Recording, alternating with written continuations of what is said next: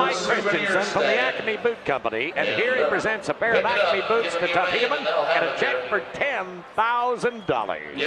Well, I'll tell you what, that Tough Enough award was earned by the toughest guy in the business, 3-time champion of the world, Tuff Hedeman, and he deserves everything they want to give to him.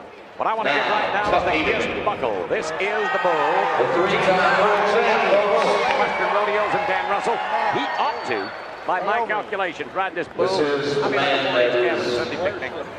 You bet he should. He rode this bull before. In fact, he rode it at the Long Beach Rodeo.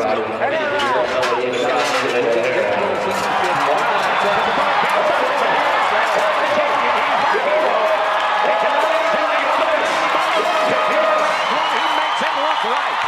What a superstar. Give him a Superman t-shirt for that one.